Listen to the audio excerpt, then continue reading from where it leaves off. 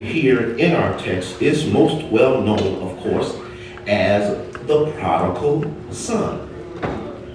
That word prodigal in the Greek literally means wasteful. So it's like saying he was a wasteful son.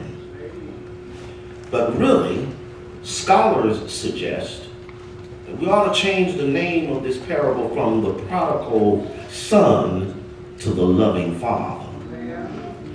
For in the story, it is the emphasis upon the graciousness of the father more than the sinfulness of the son. Unlike the shepherd and the woman in the previous parables in the same chapter, the father did not go seek the son.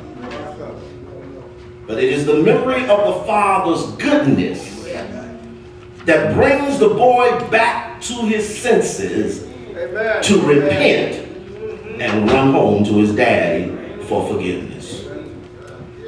The setting called for this parable is unique. Jesus is surrounded by religious leaders of the first century, and he's also surrounded by what Luke called publicans and sinners. Amen. Amen. Now, first group, publicans, they were the dreaded tax collector of the day.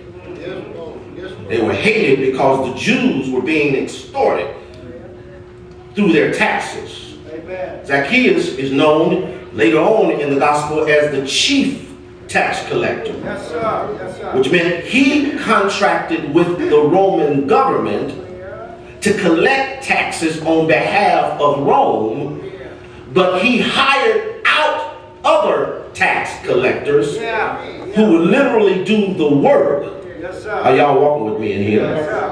And they would charge exorbitant prices so that they could make some money and he would make money off of them.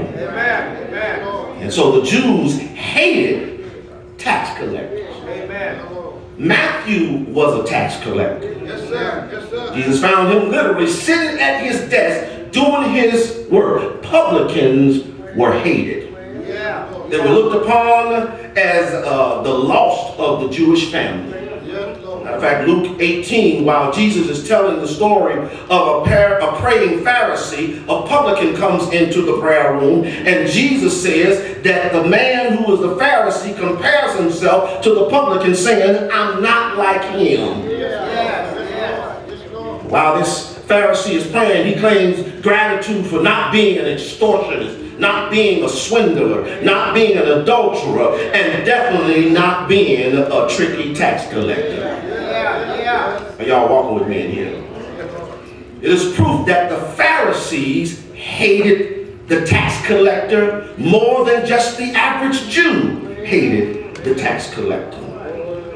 Now, the other group that's around Jesus is the sinner.